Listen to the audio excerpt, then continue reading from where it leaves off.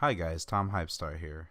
This episode is a little late, I understand, but me and John had taken a 2 week break from the podcast and from doing any other things, and I've just been getting ready streaming, and John's been taking a little break. So this came at a time where we both couldn't record, so Tori and Ryan took the reins for this episode and released a special episode called "Mommy's Milky Mansion."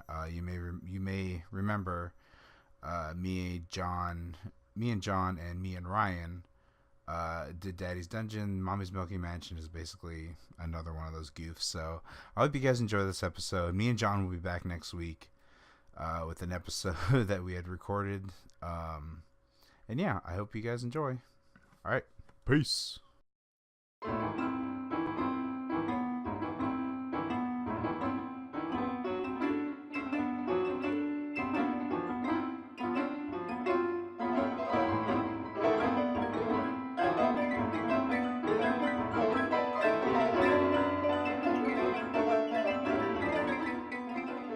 No, I'm recording. All right. Probably wait a bit for that train to come by. Train. Alright, should be good. I don't think it's gonna blow its horn. All right. So, Ryan, Hi. you and me tonight. Oh? Yep, no John and no Tom. Oh goodness. You know what that makes this? Homoerotic fanfiction time? So close. It's the first official episode of Mama's Milky Mansion. Nice. Alright. Oh my god, who came out with that name? I Tom. didn't do it. I don't think I did it. It was Tom. It was Tom. It was Tom because like you guys stayed at my house and I made White Russian, so that was Mama's Milky Mansion. No, I think it came No, up sorry, with it before you guys even came over. Yeah, it was when they were doing Daddy's Dungeon. And they were like, oh, I guess Ryan and Tori is Mommy's Milky Mansion. Because Tom and John is Daddy's Dungeon. So yeah. Well, you could be Daddy's Dungeon if it's just you and John, too. Well, Point is, yeah, here are the rules. Ryan and Tom is Daddy's Dungeon Part 2. Ah, right. Mention, because it's just me and one other person. Ryan and John is just Ryan smacking John with the bibble. I still love that. I've still got. I like how you guys got a picture too, and he's just on the bed like, oh no. Tom, I'm gonna no. send the picture of that to Tom. Tom, please have that as our picture for today. Daddy, no. No, Daddy, no. No, Daddy, no. We saw a trailer. I saw it like 2 weeks ago, and I'm still fuming. And Ryan just saw it like an hour ago. Let's first introduce ourselves. Welcome to the Communicast. Yes, I am Mama Donovan. I'm the Texas Steampunk Ultra. I'm sort of filling in for John today. I don't know. This is an equal role. I'm not the boss here. And I'm Silverfist91, and I reach out to the truth, but this time I'm a Phantom Thief. It's a Persona joke. I am a joke. It's a reference. That's right. That's what you're gonna get today. A lot of Bucky and a lot of Persona. A lot of Persona. A lot of anime boys. Because at least as far as I am in Persona 5, there's only one waifu. What? Yeah. That's crazy. There's only one, but she's an alright waifu. She's a good character. She's not annoying. She's not a bitch. She's a good waifu. She's a good waifu. But like you need choices though. It's true. How will there be waifu wars without the waifus? I know there's gonna be more. I think there's at least one more. Yeah, because I think some people can handle an annoying waifu. Like I don't know, they just like the idea of getting yelled at. It's annoying. Not annoying in that sense. More annoying as in like, oh hey, I don't like being gonna inherit this famous inn that makes this town great. I don't want to do that. I want to go out on my own. Oh, never mind. I'm gonna do exactly that and completely disregard everything you've helped me with this entire game. Okay, bye. Fucking Yukiko's a bitch. Anyways, that's why Chie is best waifu, because all she cares about is Trial of the Dragon and steak. And she's got legs for days. She kicks. She's got them kicks. Wow, that's nice.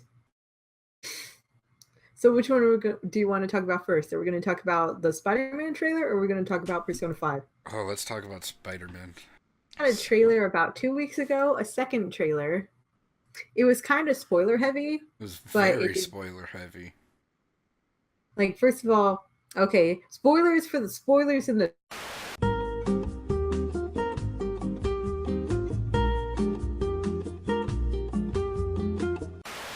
trying to boat from falling apart. You just got cut off for a few seconds there, Tori. Oh yeah, that happens sometimes. When okay, you know how like it goes into screensaver mode? I tried to set it so that it doesn't have screensaver mode at all, or I like postponed it for like 900 minutes, and it still cuts off. So I don't know what that is. It's not the screensaver. Oh. Okay, I think it's gonna be fine. Okay, so as I was saying. You know how in the first trailer we see Spider-Man like totally trying to keep a boat together, and it sort of reminds you how in Spider-Man 2 and the Sam Raimi films, where he was like did the things with and he held it back with the webs. Yeah, when he held the train, he stopped a train all by himself because he's Spider-Man and he's amazing. And he's super strong. Amazing Spider-Man. Tobey Maguire. He can do it all by himself. Well, here. The new Spider-Man punks out like a little bitch, and Iron Man has to save the day. Well, I mean, it's not like he asked Iron Man. It's like he tried. He tried to do the same thing, but he's still a little boy. He's still a little babu. He's not a babu, Still babu Spider-Man. He doesn't. He hasn't unlocked his full potential. He hasn't developed Spider-Fu yet, where he can just shut down his entire things and completely relies on spider sense and just kills everything. I know, and that stings. Like we used to like. He's still a little babu Spider-Man. That wasn't supposed to hold him back though. Like in the old movies, it's like, oh, if he'll go for it, he can try because he's the only one who can do this, and no one's gonna save his butt if he fails. Here, it's like, oh, it's too hard for him. Ooh, Daddy has to come and save you, and then you get a good big slap on the wrist from Daddy. Well, I mean, it's not a slap on the wrist in this sense. It's more like. You know, we're taking it back. Tony's like, yo, I'm taking my suit back. Okay, thanks. I'm taking it back. And apparently, since we see Spider-Man later with his old suit that he had in the Civil War, like the one before Tony gave him the suit, we assume, like, okay, I guess he handed it over. Yeah. I'm upset about that. The whole, like, hoodie suit, which I actually really like. That I like that. But that looks like it's in part of a fight scene that's like the final fight between him and Vulture. And it's just and I'm just like, wow, this is all awesome. Then I realized, like, wait, they just took the awesome parts that I just said that's awesome and put it in a trailer, and now it's not gonna be as awesome when it happens in when I see the movie, and I'm really disappointed in that. I'll still. Like, granted, because the trailer for Civil War actually showed Rhodey being shot out of the sky, and we thought like, oh, that was supposed to be a big moment in the movie, and it still was, especially because we thought it was dead in the trailer, and in the movie it reveals no, he's alive, he's just knocked unconscious and he's paralyzed. A big moment that, okay, spoilers for Civil War if you haven't seen it yet. A big moment that they didn't even hint towards. What we got in the movie was that Bucky gets his arm blown off again. He gets his arm blown off again. Oh. Like, you saw it, right? Yeah, but, I must have missed that. Or forgot that he got his arm blown off. Yeah, because he was trying to pull the arc reactor out of the Iron Man suit, and it went boom! Oh, yeah, okay. Took his metal arm off. Honestly, I think, like, if they wanted to go full hardcore, he should have taken the other human arm. So he would have had to get 2 metal arms. Oh. Well, I'm not even sure if that one feels any pain, so he'll be all right. He can walk it off. But yeah, so in this trailer, we see that Tony takes the suit back, which, granted, that makes sense for Tony to do. He thought Peter was being reckless with it, so he takes it back because he's very sensitive about people using the tech that he gives them for the wrong reasons. Give it to him. It wasn't officially on loan. It was a gift, and then he just takes it back. I was like, oh, that sucks. Maybe 16 years old, and it's like, there was a line in the trailer. If you're nothing without the suit, then you don't deserve the suit. So maybe it's not that like he took it back because he's reckless. Maybe it's more of he took it back because Peter relies on that suit too much. Because it was established in the trailer as a high-tech suit, like the spider turned into a drone and shit. Mm-hmm. So it's like, oh, it's like in the beginning of a video game where you get all the cool shit, and then something happens, all the cool shit gets taken away, and then you have to like get the cool shit back as you progress further in the game. It's kind of like that. He got the cool shit at first, and then he got the cool shit taken away because he relied too much on it instead of honing his natural skills. So it got nerfed. And yeah, and that, not even nerfed. It's just like he was relying too much on the suit and on his own natural skills, which is why he was still all Babu Spider-Man, and not able to hold that boat together. Unlike the Tobey Maguire one, where he was like, "No problem, I can hold this train." Well, it wasn't no problem. He almost died. He almost got ripped in half. But you knew that he was going to make it through. It's like they can't just kill Spider-Man halfway through Spider-Man 2. You're right. Well, like, they probably would establish a clone thing or something. I don't know. Oh yeah, they could have done the clone. And no, it was before Miles Morales, so they couldn't even do like a Miles Morales thing if they wanted to. It would have been the comic books. I think like 2005. I don't know.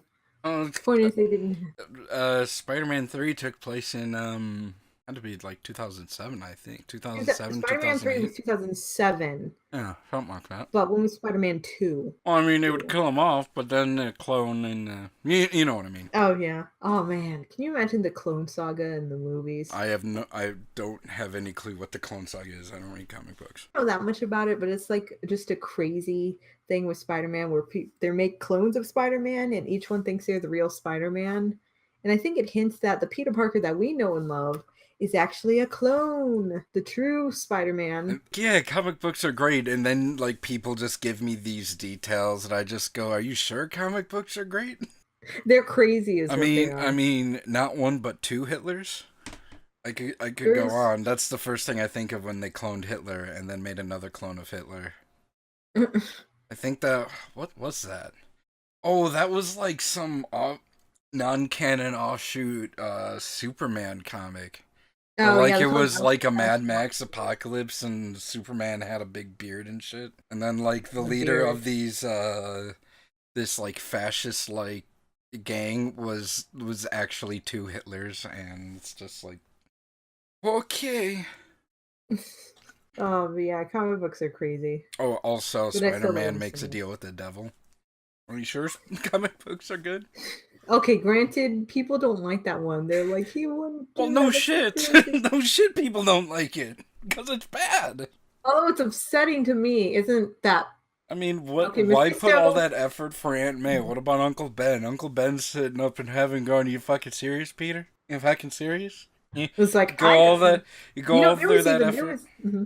Go through all that effort for May and nothing for old Uncle Ben? What the hell? You know what? There was actually like a what if tale, one of those alternate comics where the thing that changed is, what if it was Aunt May who was killed instead of Uncle Ben? And the deal is that the robber who he lets go doesn't kill Uncle Ben for his car. He breaks into their home and kills Aunt May in the house. And Uncle Ben comes home to that. And in this universe, Peter is like 10 times angrier and goes out and, kills the dude. Like, granted, because in the original comic, he didn't kill him. He just captures him and realizes that it's the guy who killed Uncle Ben, or it's the guy that he let go. It's over that. And in the movie, he accidentally kills the guy. In this comic book, once again, he kills the guy. And he even puts as a note, yes, sometimes the Sam Raimi movies get things right. And Uncle Ben ends up taking the fall for him for like the guy's death. And so Uncle Ben goes to prison. And so now Peter doesn't have Aunt May and he doesn't have Uncle Ben either, because Uncle Ben is in prison. So That's sad. It was sad, especially because he turns into like the reckless youth who just like uses his powers for greed and in his self-interest. Basically, it's like he's a good kid, but he lost his moral compass when he doesn't have his aunt or his uncle. But that's the thing with Spider-Man. Like he is a good kid, but that can easily go wrong. He can easily switch to doing something completely selfish and stupid, like steal a suit from Tony Stark, which is why I think that's what he should do or what he should have done. He's probably not going to. Unless that's like, oh wait, what if that happens at the end of the movie? Like, Vulture just kicks his ass hardcore, and he's like, I need to get that suit back. Like, I've got all this skill now from how I was. Because what if like him getting the suit taken away? That could be like early in the movie. Mm-hmm. And so like he goes through like the majority of the movie without the suit. And then in the end, that final battle that looks like a final battle isn't actually a final battle. But it's like, oh man, I just need the suit and I could beat him. And then he steals the suit. And then Tony's like he steals it, or Tony forgets him. I don't know. No, he's got to steal it. If he doesn't steal it, like if Tony just like, okay, you can have it, but no, it wouldn't be as good. He's got to steal it. And that's how he defeats the Vulture. I would love it if he steals the suit back. That'd be cool. All right, we just made the movie. If it's not that, the movie's shit. Our movie is better than their movie if it's not that. Especially since now a lot of the Marvel movies like, but wait, guys, while this hero is doing his own thing, we have to ask the important question: what would Iron Man do? It's like, who cares about what Iron Man would do? This isn't his movie. Right. Like he shouldn't have a say in what happens to Bucky. He shouldn't have a say in what Spider-Man does to his own rogues gallery, because he's like, stay away from the flying monster guy. I'm like, but that's his rogues gallery. You can't impede on his rogues gallery. It's just like that's a very personal relationship. I think it just goes along the whole thing where it's like with the MCU is now an established world and even universe where like yes, Spider-Man is in the same city that Iron Man is in. And Steve Rogers is in this world. And Thor is in somewhere. He's in the universe. He's in the universe somewhere. And so... Oh my gosh. Okay, afterwards, remind me to show you later the Ragnarok promos, which isn't like previews of the actual movie. It's just showing what Thor was doing when Civil War wasn't going on. And it's just really silly. Okay. All right, I'll remind you. So yeah, it's in a world where all this is established that they're all in this world. So if something happens with Spider-Man, I'm sure they kind of want to establish that yes, Iron Man is in this world, and if he notices that this big boat is split in half and is about to sink. Like, Iron Man will probably notice and swoop in to save the day. Yeah, considering he's like one of two Avengers still in the country. Right. Left on their own or are exiled. Right. And it's just like... At the end of Civil War that Steve got them out of the prison, but now we don't know where they are. Except we know so it's just like... It's just like the whole thing within the DC universe. Like, why doesn't just Superman swoop into Gotham City and just clean the shit up? Because, like, that's because Batman's like, this isn't my turf. But what the fuck is Batman gonna do to Superman? Like, Superman would wipe the floor with Batman. Everyone knows this. Oh, no. We are not doing this. We are not having who would win, Batman versus Superman? Superman, obviously. It depends on it depends on the writer. It depends on people's favorite. But I think Superman hold understands. On. If you were to ask me who is my favorite of the two, my favorite of the two is Batman. 100%. Yes. I hate Superman. But if you were to ask me who would win in a fight, I would always say Superman, because Superman is way too overpowered to do anything. It's already been established in the infamous the hell's that video game? Injustice, yeah, that comic book series of Injustice. They've already established that Superman would wipe the floor with every single member of the Justice League, without a doubt. Yeah, why he doesn't take care of like other people's cities, I think it's simply because the heroes ask him to. Well, if it's like something that they need Superman for, like, I don't know, a giant meteor is about to crash into the city and Batman can't do anything about that, then Superman will have to intercede. But if it's like someone from Batman's rogues gallery, Superman just kind of respects that. Well, Like, okay, Batman's yeah, got it. there's that, but it's just like, what? Why? Like, why possibly endanger thousands of cities if like you can just, without a doubt, be able to fix this shit instead of waiting for Batman to almost kill thousands? It's just that mentality that I think they're putting into the MCU. It's just like, why would Yeah, Iron that's Man true. sit by, waste time putting the dangers of the probably thousands of people on that boat, which, like, I think they're bad guys, but nonetheless, their lives are still in danger, and Iron Man Hmm. probably doesn't know that. He probably just sees a boat full of people that need saving. And so he just swoops in and saves the day because that's what he does. And it's not Yeah, and like, it's oh, I was understandable. supposed to wait for Spider-Man to save the day. Whoops, my bad. So it's understandable, but still don't like it. Yeah, well, it's just that whole mentality of like, why doesn't Yeah, so I get Superman it, fix but all I'm the still problems? And it's just like, well, I mean, and it's not even like, you could art like, there's the thing that's like, oh, Superman's in Metropolis while Batman's in Gotham City. Well, Iron Man and Spider-Man are both in New York. mm-hmm.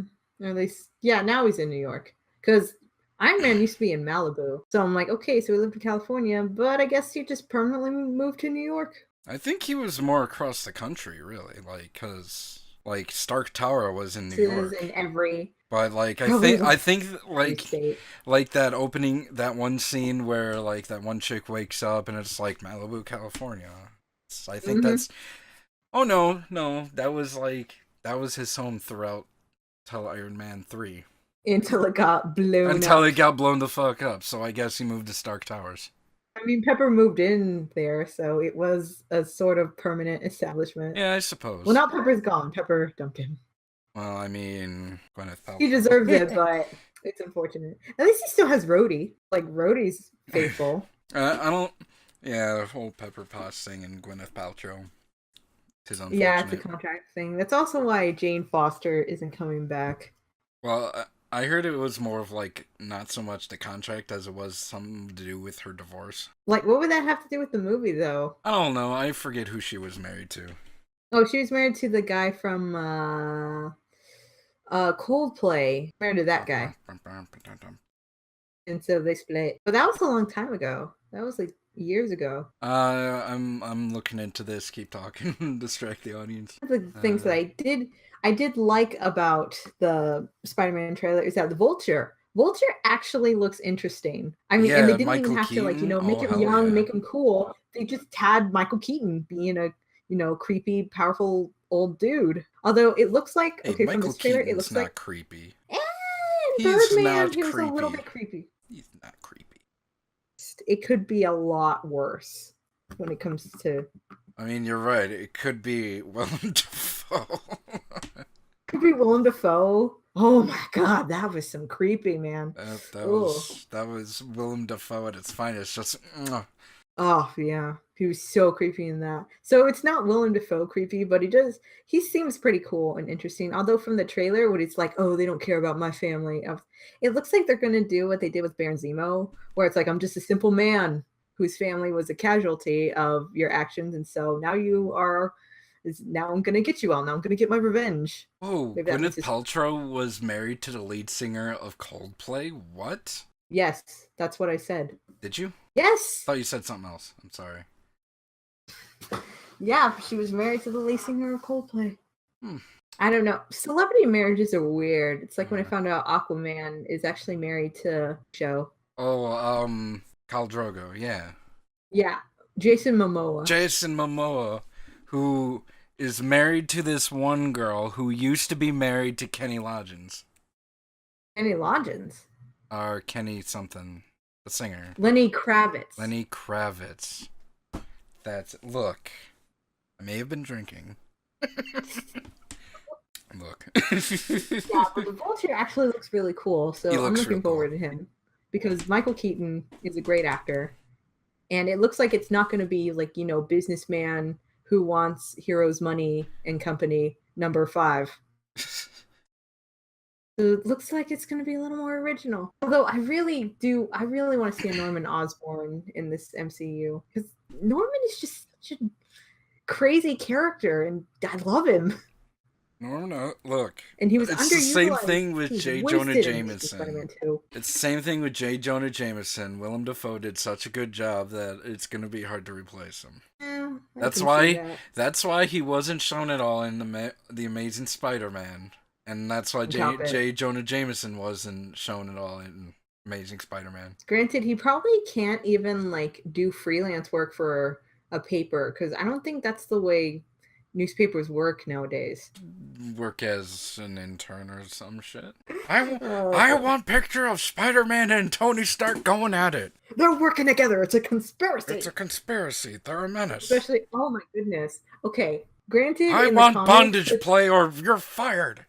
Oh my god. Stop it! You know what that does to me? Oh, do I? Okay, but like the one of the jokes in the comics is that J. Jonah Jameson just like has mad respect for all the other superheroes except for Spider-Man. Because Spider-Man's a menace. He has a huge Spider-Man's a menace. He was sabotaging the real Avengers. Although what's really interesting is he's got like a mad boner for Captain America, though. Because he's an old dude. He grew up in the 40s. He loves Cap like kids love Pee Wee Herman. It's just like one of those childhood characters you grow up with. It's like me and Steve from Blue's Clues. Always love Steve. The thing is, though, with the Civil War, I don't know. I think he loves Cap. Since he loves Cap so much more, maybe he's not going to like Iron Man. I mean, I don't think the whole thing with Cap hasn't been aware to the general public in the MCU yet. What do you mean not aware to the general public? Like I'm fairly sure because like the last MCU movie was Civil War, right? Mm-hmm. Like that was the latest one. So like, but the fact that he's gone, the fact that he's not an Avenger yet, or like that he had betrayed America, basically. I don't think that's been like general public knowledge yet. Public knowledge, but I feel like Jameson, the reporter, would get his hands on that story sooner rather than later. Especially when he has Karen Page working for... And do they have the Daily Bugle in Daredevil? Is that... Do they have the paper Daily Bugle in Daredevil? Let me look that up. Page works for a newspaper. Daredevil. It doesn't look like it's Daily Bugle. I think the main one is the New York Bulletin. Okay, so I guess the Daily Bugle is a different one. Yeah, I think what's more likely is like the Daily Bugle is like local of Queens, which would make sense. Or something, I don't know. I don't even know. Let me look up Daily Bugle. Just look up Daily Bugle under images, and I see one that says Spider Jerk is a fucking jerk. And it's like a shitty drawing of a fat Spider-Man. Oh my god. And J. Jonah Jameson giving him the finger. Artist depiction. I suck. Small audience going boo boo. Let's see what else. Oh, speaking of like, you know, just Captain America in the MCU, like in the public eye, he had a nice little Easter egg in the trailer. Because in gym class, Peter and his friend Ned were like they were in PE and they're watching a video and it said Captain America's Fitness Challenge and it was like one of those cheesy like 2000 videos that you have to watch where you have to learn about like, you know, why it's important to exercise and, you know, sports to play. Just one of those very cheesy watch. Yeah, just imagine like Steve Rogers trying to teach you about sex ed. Oh my god. That'd be funny if they actually get Iron Man to do that. Because that's the thing. Here's what I've noticed. Okay, in real life, Cap is everywhere in people's school stuff. He is on like every school that so many schools that come through the building that I work at with all the little kids have the shield on them. Oh. Went so far out to have just Cap himself with the wings. I'm not going to say the name of the school because they might be breaking a copyright rule and I don't want to get him in trouble. But like, the whole suit with the wings on the side of the helmet and the shield and all that. Iron Man is in nothing for schools for children. So I found out that the Daily Bugle building is in Manhattan, so I'm a dummy. Okay, all them comic book nerds are like, you're an idiot. He lives in Manhattan. Why do you not know where the Daily Bugle is headquartered? What is wrong with you? And it doesn't matter how far it is because he can swing to work. So I mean, if there's no tall buildings, I'm sure he'll get by though. Do the slingshot. Like, the good thing about, even if Spider-Man loses his suit, he still has his powers. That's the thing. His powers don't come from his suit. He has actual real life powers, but he's just not going to look as cool. Or I mean, he does. Okay, he doesn't have like the web. That's not a natural. Nope. No, but he makes the web himself. He doesn't need Tony's. He doesn't need Tony for that. He doesn't need Tony or his money to make the web. He made it by himself. That's why it was kind of lame in. Like, you made this all yourself. That's why I thought it was kind of lame in the Sam Raimi Spider-Man that he actually produced the webbings on his wrist instead of on a canister. I know. Well, granted, that was my first exposure to Spider-Man as a character, so I couldn't judge. But I was like, where is it coming out? Does like a little hole come out? Does it come out of his pores, or just a little web pooper? Where the claws come out, and then it's gonna bleed, but it'll heal back later. And also, I'm like, how do you force it out? Because you just see him, he just kind of in his wrist, and it shoots out. I was like, how do you control that? It's the spider senses. Although that was funny when he was trying to, in the first movie, he's like, "Go web, fly, go web, up and away web, go web." That was so fun. I need to rewatch those movies just to see like what we used to have, how far we've come, the beautiful things we've forgotten to do again. That was a long talk about Spider-Man. I did other stuff this week. What did you do this week? We went half an hour about Spider-Man. Holy crap. Okay, so I went to a Panic at the Disco concert last Sunday. What is this, 2005? It is for me. Okay, because seriously, I was like 11. Because that's what me and my sister were talking about. All the Panic at the Disco fans we know got into like their music at the age of 12. Oh, when I got into it, she was 12 when she got into it. All the little kids who were at the concert we went to got into it at age 12. Still a really good band.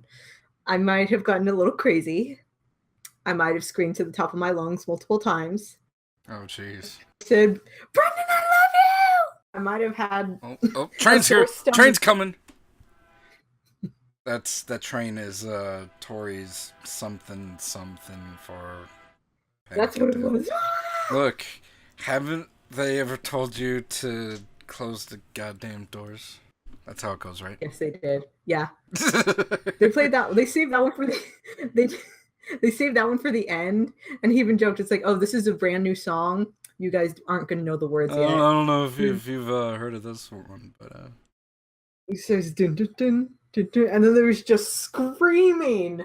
Yes! But yeah, literally, my stomach was hurting the next day because I was, jumping around. Concert. It's still a rock concert. And the opening acts were Saint Motel and Mr. Wives, and they were also pretty good. Boston to this concert, and technically it was my sister's birthday present because my sister's birthday was in January, and so on her birthday I gave her the tickets, but the concert wasn't until April 2nd, and it was so good. I walked out there, I was like riding a cloud. I was like, oh, that was so wonderful, especially since I got us really good seats. I got us like section 2, like the section closest to the stage, right in the middle. But seat 7, so that we weren't like too close where you have to lean your head back to look up at the stage. We were at just like the perfect place where we could see Brendan Urie's face right in front of us. And he is so gorgeous in real life.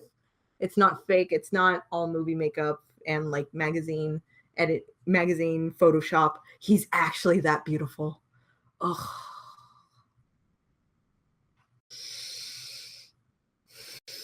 Okay. Gonna need a mop over here. Please. Yeah,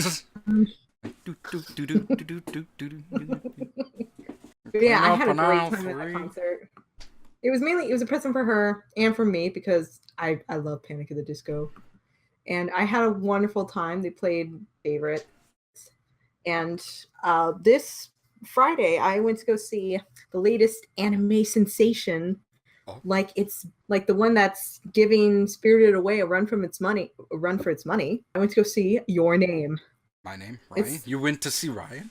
Damn it, I knew this was going to happen. That's what happened when I went to the theater, too. It was like, here's what's going to happen. I'm going to go up to the counter, and I'm going to say, hi, I want one ticket for Your Name. And they're going to be like, oh, like I'm all flirty. And then that's what the guy did. Well, my name is Brad. I'm like, damn it, I knew it. I'm like, and he got it. He was actually an anime fan himself, the ticket seller. So he's like, I get what you're saying. I'm like, I knew this was going to happen. Like so many like poor teenage boys who just want to see a fun anime movie are going to get so flustered because they're going to ask the girl, hi, I'd like a ticket for Your Name. And the girl's going to get all offended and think he's harassing her. And then out comes the pepper spray and calling security. But anyway. Jeez, Tori. Yeah. Need to talk about something? Yeah. I feel like someone tried hitting on you and it did not end up very well. Okay, I didn't break out pepper spray because like I don't know. I lived in Houston for a while, and so like you walk down the street, like just to go to the grocery store in downtown, and hear "Hey," and you think, "Oh my God, this is it. This is the day that I die. I'm officially a statistic." Actually, a really good movie. Like the non-spoilery stuff that I can say, it's about a boy.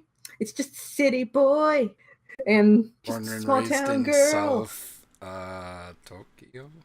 The truth. Exactly. It is in Tokyo. But yeah, he is. Nailed it. Yes. Yes. Nailed it. They say the name of the town. I don't think it's an actual town. It's called like Itamori or something. Point is, the countryside of Japan will switch bodies. But at first they think it's a dream. Like they wake up as like, oh, I'm a boy. And so they try to like, I'm a boy. And he's like, what? I'm a girl. And they just try to go through the day bumbling about because it doesn't feel real. So they think, oh, it's just a dream. Oh my God, it really is. It really is anime. Don't stop believing. Mm-hmm. and on and on and on. Strangers switching. Oh, jeez. But yeah. Itamori, yeah. I think, is what you're trying to think of. Mm-hmm. The small town of which the girl is from.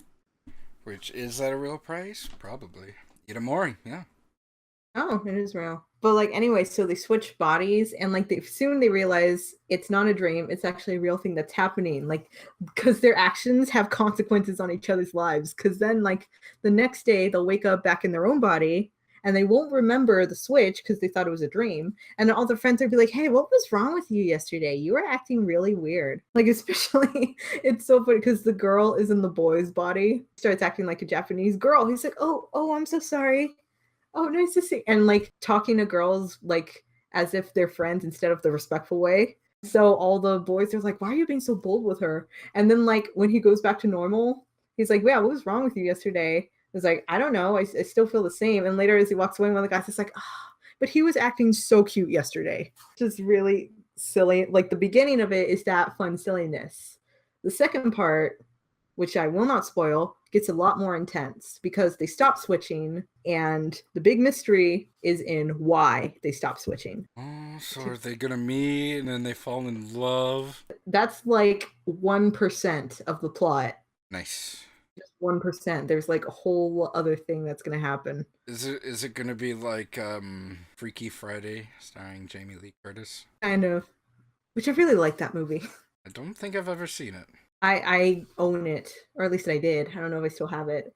That was actually a really good movie. Like Jamie Lee Curtis is good at acting like she's 16 years old and bratty, because she's the bratty teen in the mom's body.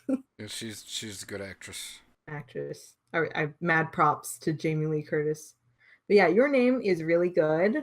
Oh, thank you. If you can't, because it just... I mean, Ryan's not that great of a name, but I mean... It's an okay name. It's not like a loser name. Was very good, and it just came into American theaters April 7th, so it was just this Friday. So if you can still catch it in one of those limited release theaters, Oh, then you should, it's not in because Wisconsin it's at really all. good. It's not Wisconsin. Nope. I was lucky. Well, of course it's going to come to Texas because Funimation is based in Texas. That's why Texas is lucky and we get a lot of anime things, because Funimation, buys and distributes the anime things in English. So they hold a lot of their events in Texas, con heavy. The state is full of weebs. I've said it before. I'll say it again. Texas probably has the most weebs in America. Probably.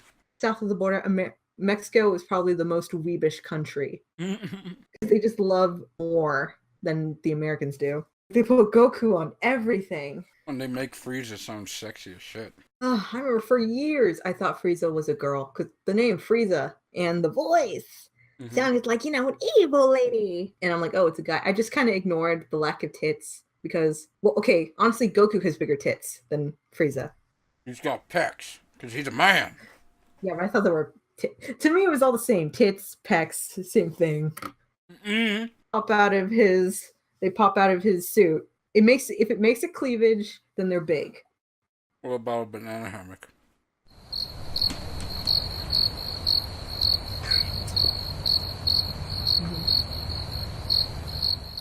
But also, Anyways. one last thing that I did is I finally got my package that I was waiting for, and that was the entire series of Nomad, which, okay, I talked about this in the secret episode, and like the one we haven't put out yet.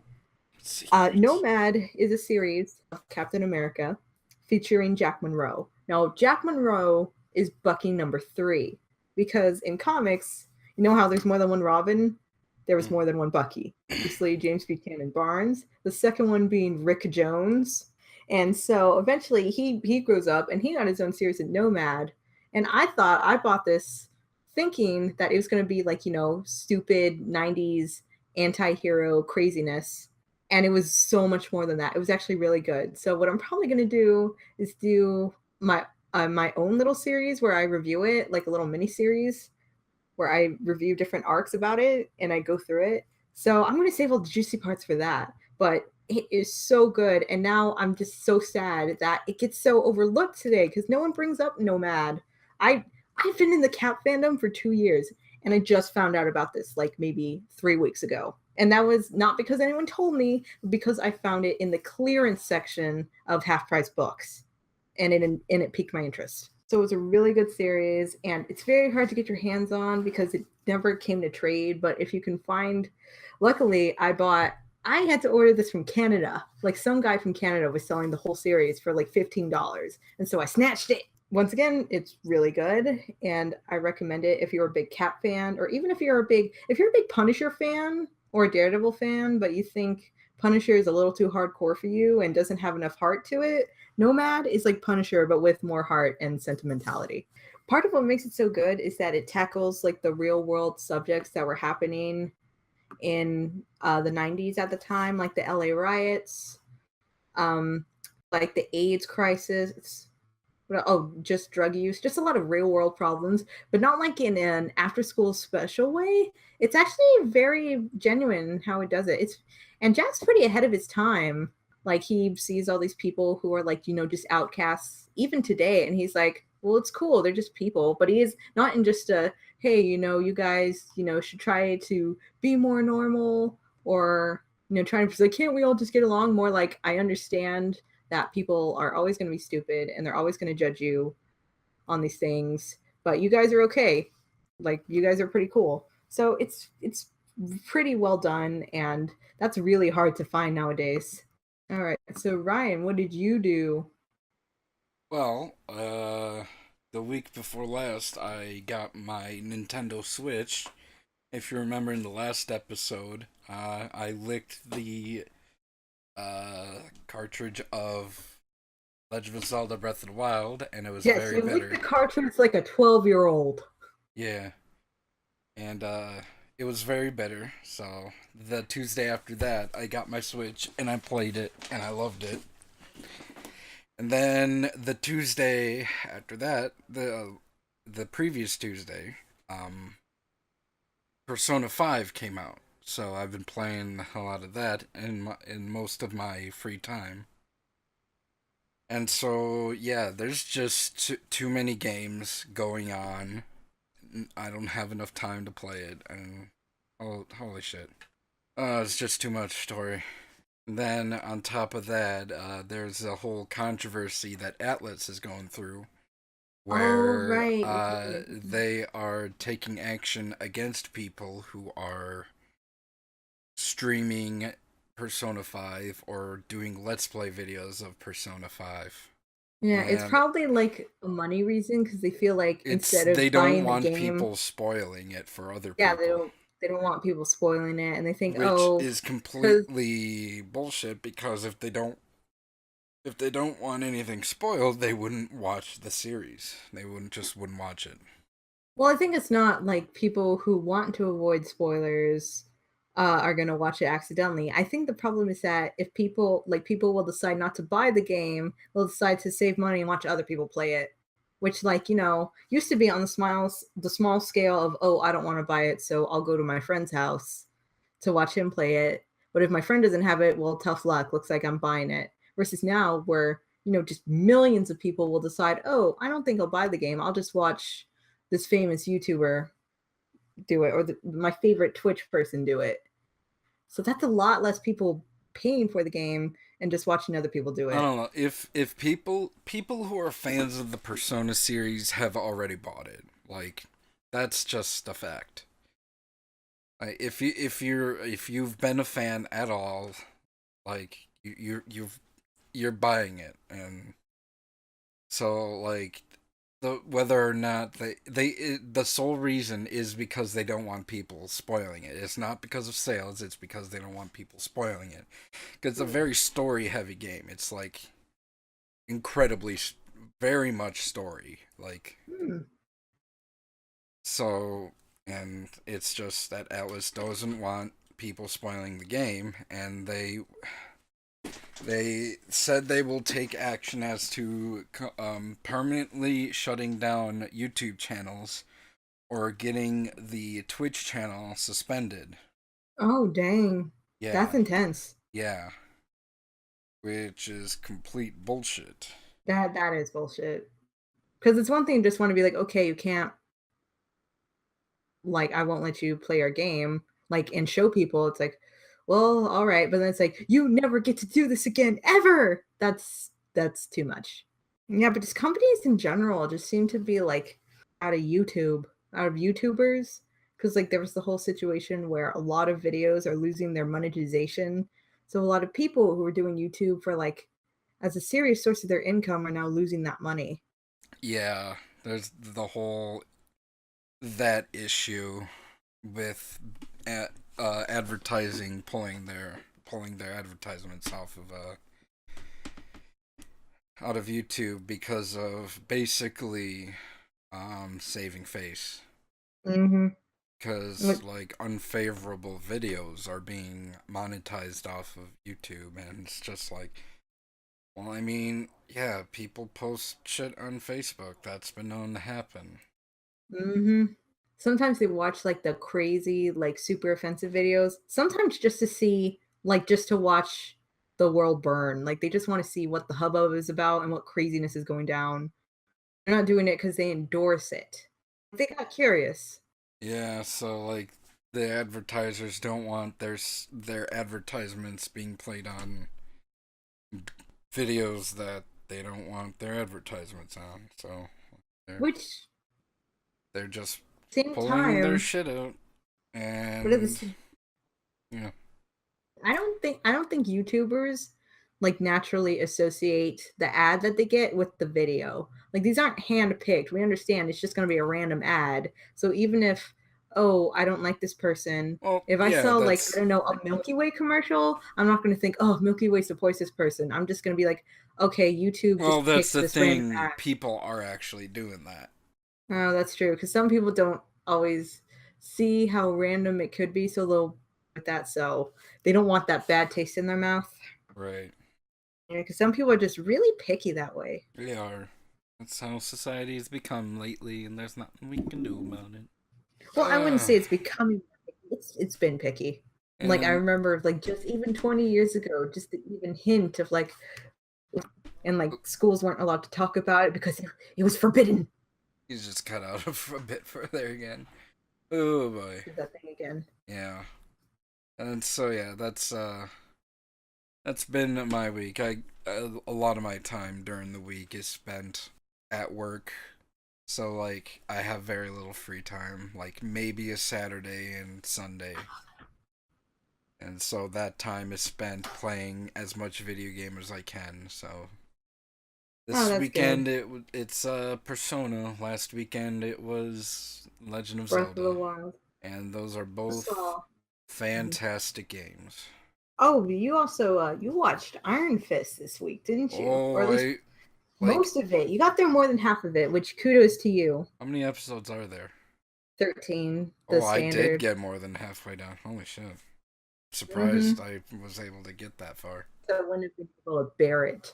Or like 24 episodes. Oh my goodness. Oof. Especially since they were already seeming to stretch it out further. It's like, okay, let's go to China. Let's Man.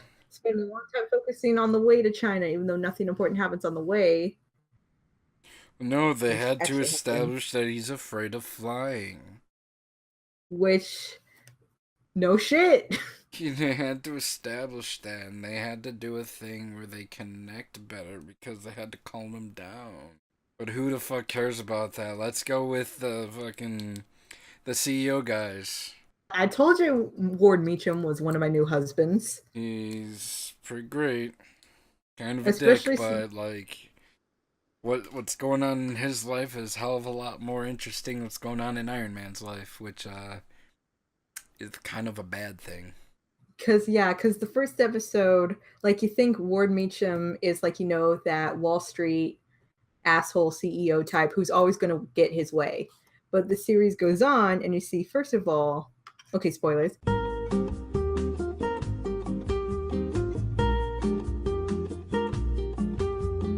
Ward is not pulling the strings. His dad, still is holding him up by his, you know, baby boy His pants. dead, not dead dad. His dad is not dead. I'm okay, Actually, dad. and he still gets the crap kicked out of him by his dad. Like his dad still, like, bosses him around. So he doesn't have all this. He doesn't have all the control that he looks like he does. And he's also a drug addict. So like the first few episodes, he's very poised, very calm and collected, and like always knows what to say. And then he and he's like, no, no, you don't understand. I need my pills, and he just goes crazy. Well, that was after he took super heroin. That was after he took super heroin, which was funny because Danny left it in his office because first of all, Danny doesn't understand how people don't. If you tell someone that a dragon like is responsible, people aren't going to believe you. Like with a straight face, like a dragon chose me. Don't you understand? Like this heroin has the sign of the dragon on it. That means something. And Ward's like, you're talking crazy. And Danny looks at him like he's crazy. I'm like, how do you just not believe in dragons? Like I don't understand you. Yeah, there's. Also, Ward, I love Ward, but he had a very stupid moment where he's trying to like, make Danny's reputation, go in the toilet. And so he tells the paper, made them reduce the price of a life-saving medicine to the price of the cost to make it. And he told that to a reporter to make it sound like a bad thing. Like, can you believe Danny Rand just like threw away our chances for funding by making this medicine affordable? And then it comes out in the paper, like, Danny's a hero. He made, this medicine available for everyone. And Ward just stares at the paper like, what? How could this possibly backfire on me? I'm like, dude, normal people like to know that they can pay for their own medicine. I don't know if you understand that. You trust fund baby. I still love Ward Meacham though. He slowly just gets crazier and crazier, and I just love him even more. Like he was the true star of this. Like if you go in thinking you're gonna love Danny, you're probably not gonna love Danny. You're probably gonna fall in love with Ward. Yeah, and the whole. Oh, man. And everything to do with Iron Man is just so lackluster. Well, I gotta sneeze. Oh, you're saying Iron Man. Did I You say mean Iron Iron Man? Fist. Iron Fist. Everything that has to do with the Iron Fist is just so lackluster. It's Like, just not like even it's just like is good. Just like tell them how disappointed you are with the choreography. it's just disappointing. I'm so disappointed in choreography. Like, this is the movie that you want the choreography to be good, and it's just not good. It's very lame. And when you look at like, oh, what happened with the choreography in Daredevil? Like, what happened to that? Oh, what happened? I know that's crazy, especially since Daredevil is supposed to be. Well, first of all, it has its ninjas in it, but Daredevil's still sort of like a rogue. He's not supposed to be like super polished and super good at fighting, but he is. Iron Fist is supposed to be like a master of it, and he sucks. Yeah, it's just his choreography is lame. The choreography of the one, what's her name? Colleen Wing. Colleen is just laughable. Still like Colleen, but still, what they do with her. She is like, when I saw her, like when she was fighting for the first time, her first fight scene with them students, it was just so bad. Yeah, and that was supposed to be like an impressive moment where she just like beats her students, and it's like, come on, guys, we were trying to like, I'm trying to get you better at this, trying to see that how you can hold your own in the streets. And I was like, you can barely hold your own in the streets. This whole series is disappointing. And luckily, it Defenders tries. is coming. It tries, but it's disappointing. Tries too hard to do what like the other shows do, supposed to be different, and it tries to do the same thing, but like with only half the effort. Yeah, like Claire's in it, and even she is like, man, when Claire showed up, I'm like, what the fuck is she doing here? Like, what? Are you serious? To be there because she's supposed to bring them all together. No, it's just that was just way too forced. That So she far, she just so happens to be to be learning martial arts at the same place that Colleen is learning, or she's teaching, which is where Iron Fist is. Oh man, what a coincidence! Like, come on. Yeah, well, they gotta get them together somehow, because so far the only two Defenders who know each other, Jessica Jones and Luke Cage, terms, so they're not gonna call each other anytime soon. Okay, I don't know. Jessica seems to miss him, so maybe she leaves him messages like, Luke, I want you back. I want that dick. I want that big black dick. Please, I need it. It's like, you have 30 unread it's like, you have 30 messages. I want that dick. You can put it in my butt again. My butt? Oh god. He did though, like in the comic and in the show, Really? Right in there. I must have missed it. Yeah, I'm like, you could go back and watch that again. But like in the comics, yeah, he just totally did it in the butt, and she loved it. Okay, no, she hated it. Well, she didn't hate it. She was like, she wasn't in a good place. She's like, I just want to feel something, even if it's the most painful thing. I just need to feel something because I'm so empty and numb inside. So she chose Luke Cage. Chose that Luke Cage dick up her ass as she's gonna feel something. Exactly. The good thing though is that, okay, but at the end of Luke Cage, because you finished Luke Cage, right? Or you didn't finish it? I finished Luke Cage.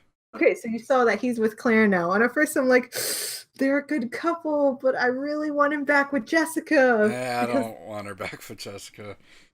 Luke could do better than Jessica, which he can, but Jessica can't do better than him, so I'm really thinking of it for her sake.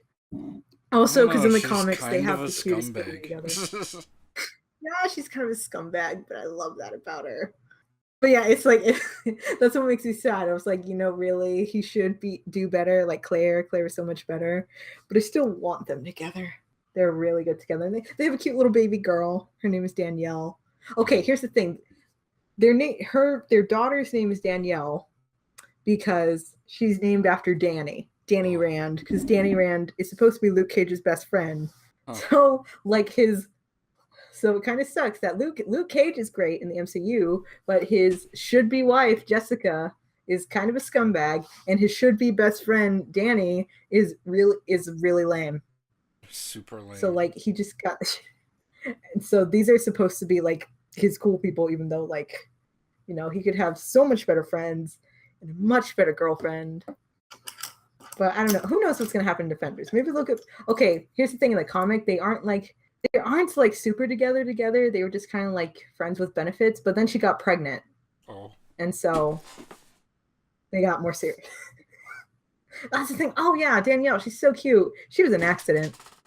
Oh, that's one way of putting it.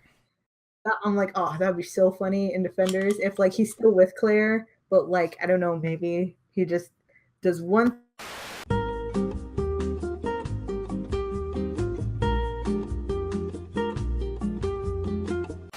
Cut out again. Okay, I'm sorry. It cut out again. So what I was saying, like maybe he's still with Claire and he wants to make it work with Claire, but depending on how much his time has passed since Jessica Jones, she's pregnant and it's Luke's, and so Claire's like, I'm not doing this. Like, you got another girl pregnant. Well, we are actually getting about that time. We actually recorded longer than I thought we would. Wow. Yeah, I expected this to be like a half-hour episode. It turned out to be an hour episode. Oh, wow. Look, I did it. MommysMilkyMansion. We made it. Yay. All right. Good night, everybody. Good day. Anything you want to tell Tom what to do with? It's going to be our theme song. I don't do the Game Grumps thing I'm like, oh, put a bird in the screen. What's going to be the MommysMilkyMansion theme song? Panic at the Disco? Oh, that would cost so much money. Find a shitty remake of or remix of Panic at the Disco. Remix of My Milkshake Brings All the Boys to the Yard. Like a bitmap or a bit song. Like an 8-bit yeah.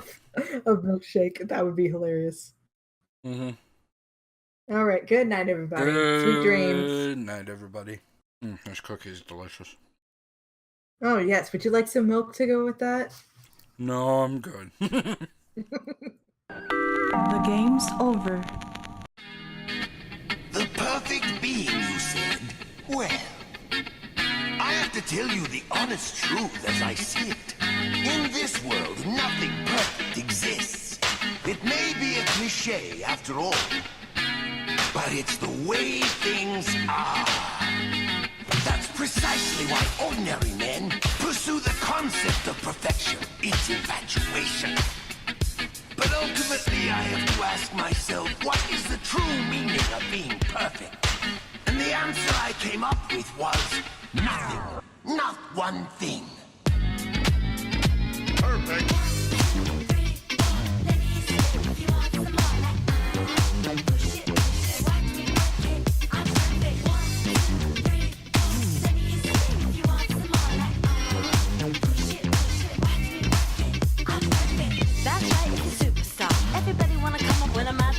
Other people wanna try some, give me some more. Try a little harder, honey, like give me my car.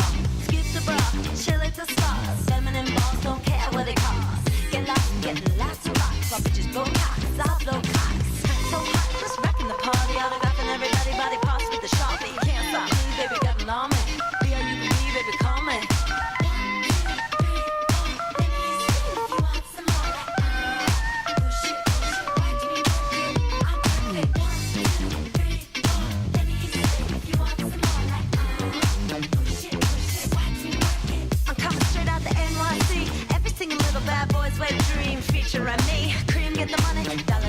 I'll kill y'all, got the ill jaw, extra call. You know I gotta do whatever it takes. All them other chicks like that's the break. And all them other chicks wanna take my place. And all them other chicks better get out my face. The look, the lips, the tits, the taste, the hair, the eye, the skin, the waist. You see what I can do on this microphone. So guess what I'm gonna do to you at home? In this world, nothing perfect exists. It may be a cliche after all, but it's the way things are.